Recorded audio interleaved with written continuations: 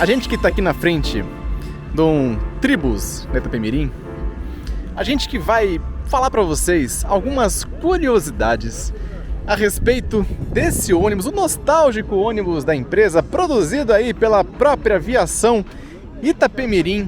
Na época, eu que tô aqui com um cara que eu preciso mostrar o rostinho dele, porque é o cara que sabe de tudo. Eu já falei, eu não sei nada, eu não conheço nada sobre tudo que ele vai falar e ele vai tentar trazer para vocês aqui esses detalhes que a aviação Itapemirim tinha na operação, na carroceria, em chassi, enfim. Vamos começar aqui, aliás... Antes de qualquer coisa, eu tenho que deixar algo muito claro.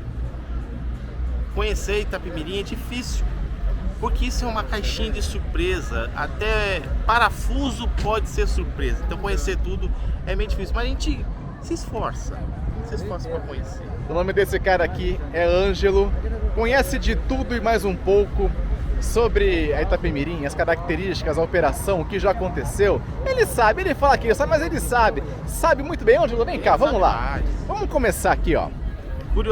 Curiosidades a respeito do chassi, essa nomenclatura aqui, essa identificação, a chassi Itapemirim 2910, 212, o que significa isso daqui, cara? Vamos ser breve e falar algo muito interessante. Itapemirim tem duas situações, tem a fábrica de chassi e tem de carroceria. Ok. Logicamente integrados, mas são duas coisas à parte. Você comentou sobre essa numeração. Tá. Que tem gente que fala que é o CPF do carro, que é o RG, tá. Mas não, isso aqui traduz como é que é o chassi desse carro. Então começa pela segunda geração, e aonde a gente vai descobrir quando é 1 ou 2. Você pode filmar para mim lá naquele eixo? O eixo de apoio, vamos lá mais rapidinho aqui. Então o eixo de apoio aqui do ônibus. Esse aqui, ó. Do chassi aqui do ônibus, então beleza. Então tá aqui, ó, esse aqui tá no eixo de apoio no meio, no segundo eixo, e aqui na verdade é o eixo de tração. De tração. Beleza, então sempre quando for número 2, este eixo tá pra cá. O eixo agora, de apoio tá pra cá. Agora quando você sabe que é um chassi Tribus 1, esse eixo de apoio é pra trás. Pra você que tá em casa, procura aí o 10.015, por exemplo, o 10.001, vocês vão ver que o eixo tá invertido. Então aquele é um chassi Tribus 1. Então, número 2 é a geração do chassi? Geração do chassi, isso aí. Então, a primeira geração era invertida e a segunda eles... Então, geração número 2 do chassi Itapemirim. Beleza, agora... Agora vamos restando o número. 12.910. 12.910 significa o seguinte. Quando esse chassi 2 ele for montado, o carro tem que ter a dimensão total de 12 metros 910 milímetros. Lembrando que o Brasil usou no máximo 12 metros 900 ou 13 metros por muito tempo. A Itapemirim foi a primeira a ter o 14 metros, que era o Tribus 4, foi lançado. Tá. E aí ele passou 14 e tudo mais, só que aí eles usaram outra nomenclatura. Então esse aqui a gente já sabe que é o tamanho final, entre a ponta do para-choque aqui, lá no fundo. Então o tamanho do ônibus, ele só pode ser até 12.910, inclusive de forma bem detalhada, né? 12.910 milímetros. 12.000 milímetros. Então os caras tinham essa preocupação em detalhar aqui a parte de tamanho do ônibus. E aí, 212. Ah, 212, acho que era o número da sorte? Acho que não. Isso aqui significa o tipo de suspensão do carro. Beleza. Quando a gente encontra numeração total, ou seja, número, significa que ele é 100% a ar. E cada número desse representa o tipo. Então, 2 é bolsa rígida e 1 é bolsa simples. Ou seja, o 2 eu não posso modificar e ele vai ter uma suspensão mais ativa. E o 1, se eu precisar reduzir, suspender eixo ou não ter tanto peso. Então nesse caso aqui é como se fosse o seguinte, ó. Primeiro eixo tem uma bolsa rígida, segundo eixo uma bolsa mais simples, terceiro eixo uma bolsa rígida. Então é assim que funciona na prática, é isso mesmo? Então aqui, ó, primeiro eixo, o numeral 2, identificação 2 de bolsa rígida.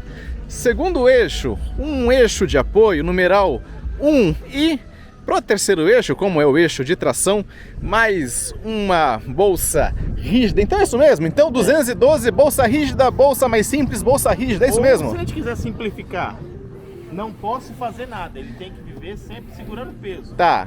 O do meio ali é eu posso adaptar. Beleza. E o último, não, ele é rígido, tem que ser mantido. Então nesse caso também até a questão de distribuição do peso, ela tá associada nessa numeração. A numeração 2, o rígido, e também 2 aqui no final também que é rígido. Esse número aqui, ele tem um significado, só que ele consegue, é como se fosse uma árvore, ele pode abranger muitos significados ou muitos serviços para esse tipo de situação.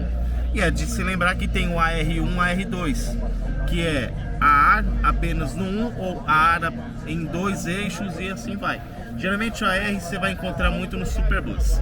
Então, chassi Itapemirim. Então, para você que talvez não se lembre, para você que talvez não conheça, a Itapemirim produzia os seus ônibus de forma separada, tanto quanto é feito hoje em dia, carroceria independente do chassi. Então, pro chassi Itapemirim, essa identificação aqui, segunda geração de chassi, o comprimento aqui em milímetros, 12.000 milímetros 910, e a identificação de tipo de bolsa, de tipo de suspensão, rígido, mais simples e rígido, é isso? É, agora eu vou dar uma confundida na cabeça de vocês, não estava no nosso protocolo, mas eu vou dar uma confundida. E quem já viu o SBVM, chassi SBVM? Para muitos significa que é um chassi sobre base Mercedes-Benz. Tá, não é? Não, ele é um chassi que foi criado para ser o Superbus veículo médio, que é aquele primeirão que todo mundo conhece como cara de macaco e enfim, é o primeiro, o Superbus veículo médio. A partir daí a Itapemirim começou a esticar um pouco mais a numeração até para leitura, para manutenção. Legal, então para cada tipo de chassi produzido tinha uma identificação própria, um código próprio para que a própria empresa tivesse esse controle interno, é isso? É, esse foi o chassi. Agora tem uma outra numeração que você identifica o tipo de carro, qual o motor e qual é o veículo em si na frota. Que é o próprio prefixo, né? Era a numeração de frota. Então vamos lá. 2469, de forma resumida aqui pra galera, porque senão o pessoal fica ansioso pra assistir, não assiste direito. É, então assim, série 2 ou série 20 é sempre um Tribus 3. Nesse caso aqui de forma original, 20, Tribus 3. Tribus 3, ano 93. 4, Mercedes-Benz. Mercedes-Benz O355/6. 69 é o sequencial da frota, então é o carro 69... Na característica Mercedes-Benz O355 de carroceria Tribus 3. Isso. É isso? Agora eu vou bagunçar a cabeça de quem tá aí assistindo, porque Itapemirim você sabe, tudo é possível. Você que tá assistindo o vídeo, guarda um pouquinho esses dizeres que a gente fez, que já a gente vai mostrar uma outra peculiaridade com relação a isso. Beleza. Curiosidade. Mas você vai entender já o que eu tô pedindo pra você guardar esse número. Guarda aí, guarda o número da sorte, hein? Mas, aliás, o que mais que a gente tem de curiosidade aqui nesse ônibus? Essa caixa aqui, mais pra cima, o que é essa caixa aqui? Essa aí. Essa aqui é a caixa de fusíveis? Isso. Muito bem, então talvez aí pra quem esteja acostumado, quem esteja habituado, normalmente as caixas ficam mais para baixo, que dificulta um pouquinho aí a parte de manutenção no dia a dia. A Itapemirim, o que ela fez? Ela colocou a sua própria caixa numa altura aqui, ó, até mostrar para ele nessa situaçãozinha aqui, ó, operação que fique muito mais fácil. Então, quando o mecânico ia lá poder fazer aquela inspeção, poder fazer aquela avaliação do que tinha acontecido, não ficava para baixo, então dava até aí um certo conforto para o cara poder mexer no ônibus. Beleza. O que ele quer falar aqui, ó? Olha só como é que são as coisas. Esse aqui é original, não? É. Olha que beleza, hein? Tribus 3, série 20 mil. Com relé de partida traseira. Então eu sabia que a série 20 mil vinha com um determinado tipo de placa e determinado tipo de serviço. Então com relé partida traseira. Existia outros que poderia ter um relé em outro ponto. Então isso aqui na verdade é a identificação aqui da caixa e cada componente que vai no ônibus também. E cada tipo aqui de fusível que vai ser colocado. Então fusível de 30, fusível de 15, então você tem luz, fora de neblina e exatamente luz condensador. Aí você vem aqui no isso aqui é o primeiro carinha. O 2 é sobra, alguém aproveitou, mas isso aí. Então você vai de 1 até 30. É isso aí. E tem os relés auxiliares. E mais os relés auxiliares. Beleza, coisa pra caramba, hein? Se a gente for aqui detalhar só a caixa de fuzil, dá um vídeo de quase meia hora. Tá.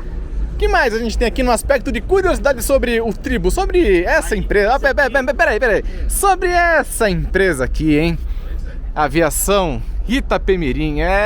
Tá acontecendo umas coisas aí, ela tá, sei lá, tá numa situação estranha, mas a gente tá aqui para poder registrar o que ela tinha de diferente com relação à operação, com relação às características do ônibus dela, inclusive, foi até colocado aqui, ó, veículo particular, esse que foi comprado aí, foi restaurado e hoje em dia aí pertence a um particular. Que mais, Ângelo?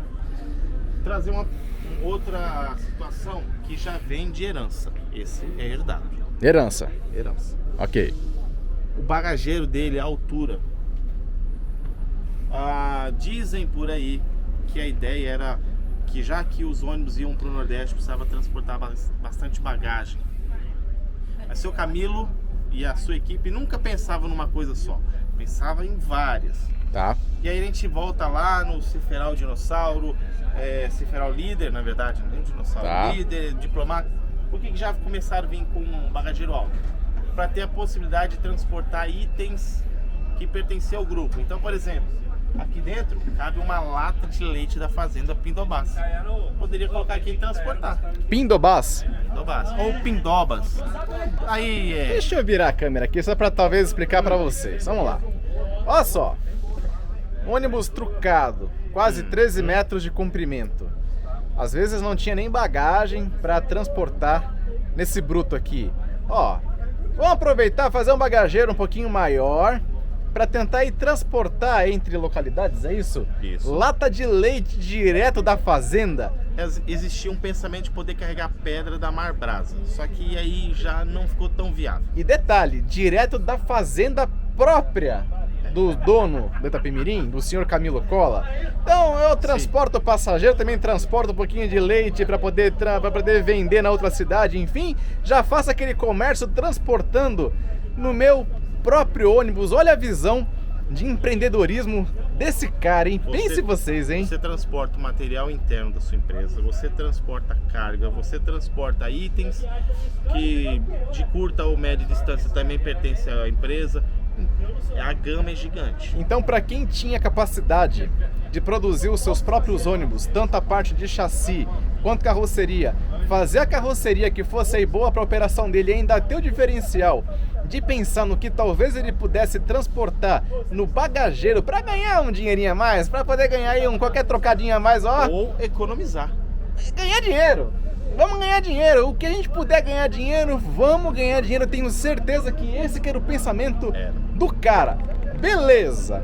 Que mais? Eu tô ansioso para chegar aqui na parte de trás do motor, porque ele me contou uma situação do motor, da operação, de uma coisa que eles faziam em operação que eu até agora tô aqui de boca aberta. Então, vamos lá, em traseira do Tribus, tampa fechada, todo beleza. Aconteceu um fato agora interessante.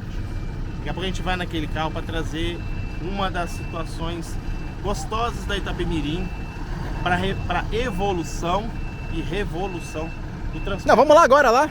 Vamos lá. Que a gente já consegue amarrar uma coisa na outra já. Bom, seguinte, falar de Itapemirim é falar sobre inovação também.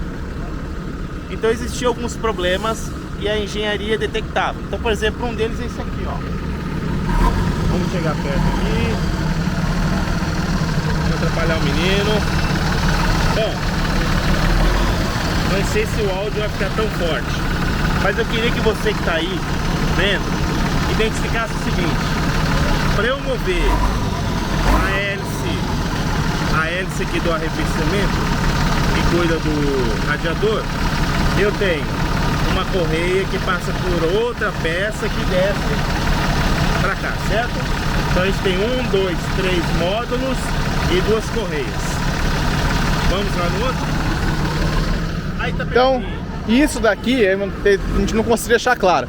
Isso daqui para os ônibus Mercedes-Benz da época. Então, e tinha aquela característica de mecânica e de correias. Aí, lembrar que a base da Mercedes, a base da Itapemirim vinha muito em cima daqueles carros. O que acontecia? O motorista deixava na hora que ia acelerar, às vezes repicava, como dizem. E aí a correia pulava. Pulava. O que a Itapemirim fez? Substituiu o processo, a correia, e colocou uma peça chamada esticador. Então agora a gente não tem mais 3, ó, só tem 1, 2. E esse aqui é externo, então eu não posso contar ele como parte da engrenagem.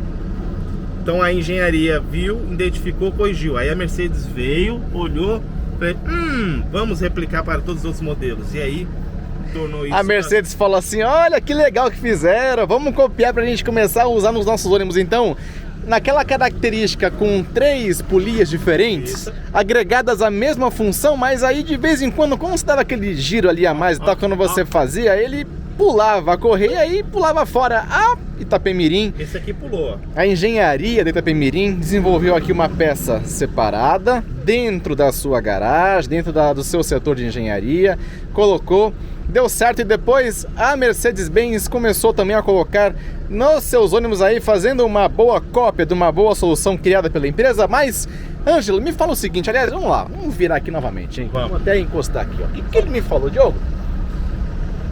Antigamente, a manutenção da empresa, ela era tão rígida, os padrões, quilometragem, o quanto que vai rodar o motor, o quanto que precisa talvez aí encerrar um trecho para que esse motor seja trocado no KM certo. Às vezes não dava tempo do ônibus voltar até o Espírito Santo. E numa parada de Graal, por exemplo, como nós estamos aqui, em paradas certas, eles faziam substituição do motor do ônibus, porque já tinha batido aquela quilometragem certinho, mas faziam na operação. Às vezes o veículo ele estava dentro da operação e você não conseguia montar ele dentro de um projeto para reforma. Vamos dizer assim. Quem se lembra, a Itapemirim tinha uma empresa chamada Revisa e tinha a Revisa era um braço da Tecnobus, que era uma reformadora da aviação Itapemirim. Por isso que chama Revisa.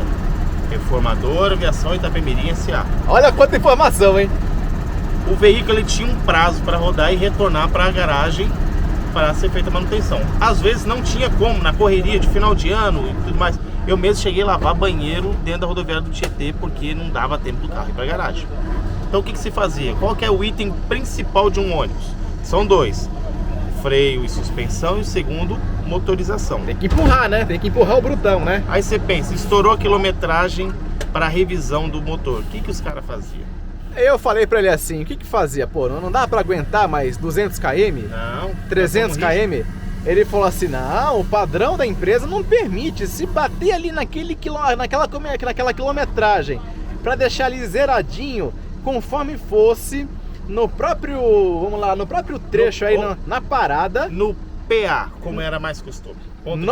No PA, já vinha um caminhão, como é que é o negócio aí? Para quem já viu aquelas fotos antigas, os caminhões da Itapemirim, tinha um braço lá no fundo. E se você reparar, sempre tem 2 motores, um Scania e um Mercedes.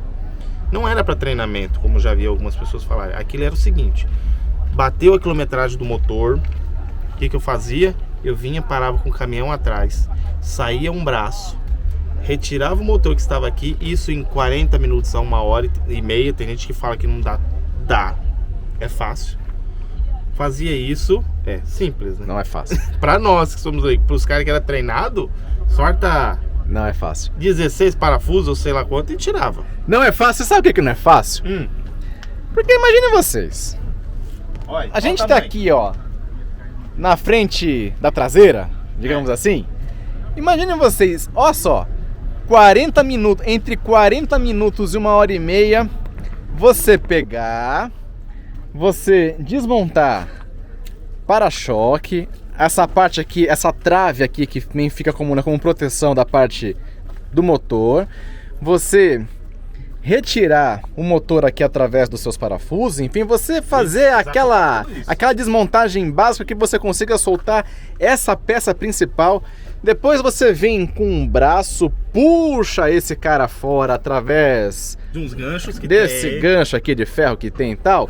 E aí você coloca outro motor com esse mesmo braço, remonta isso daqui e vai continuar na sua viagem para o Nordeste, na sua viagem, seja lá para onde for, isso com passageiro esperando na própria operação. Para mim, O passageiro tava lá jantando. o passageiro falou assim, vamos lá, ó, seguinte, ó, 1h30 para vocês tomarem um banho, que era assim que funcionava, é verdade, naquela viagem mais longa lá pro Nordeste, ó, é o seguinte, ó, 1h30, tomar banho, almoçar, fazer aquele pipi, ficar à vontade, esticar um pouquinho a perna.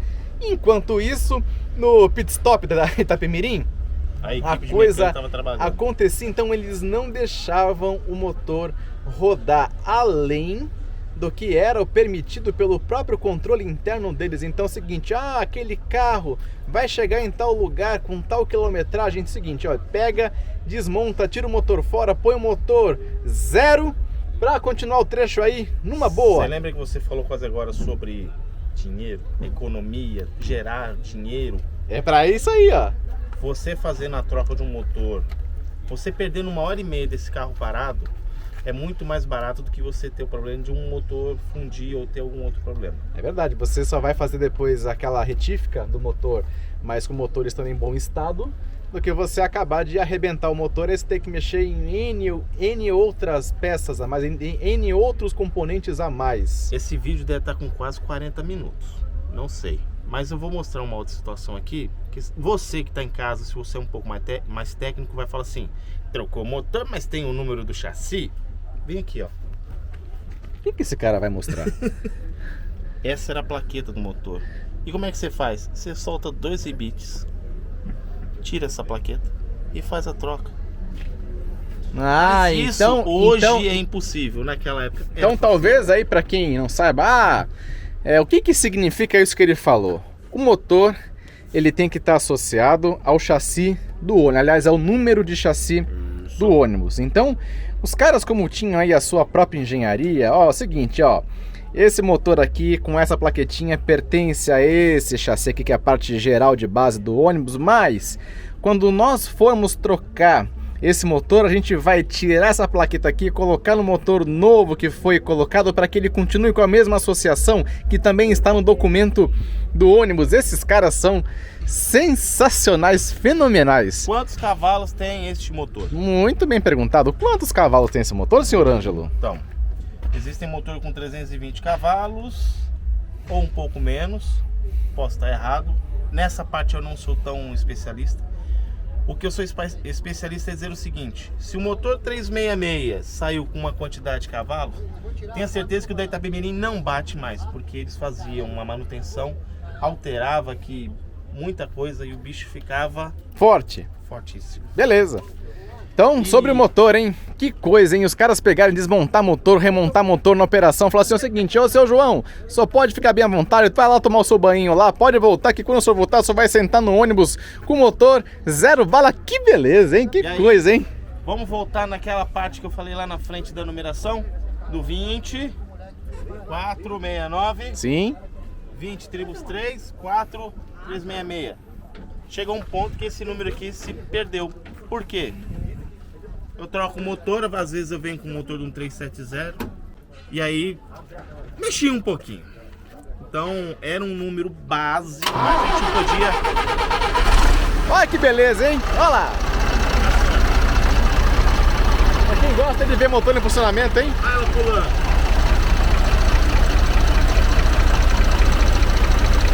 Então a correia, olha aqui, ó, aqui tem a polia, aqui tem outra polia, ela vem aqui nesse esticador, ó, e ela não pula.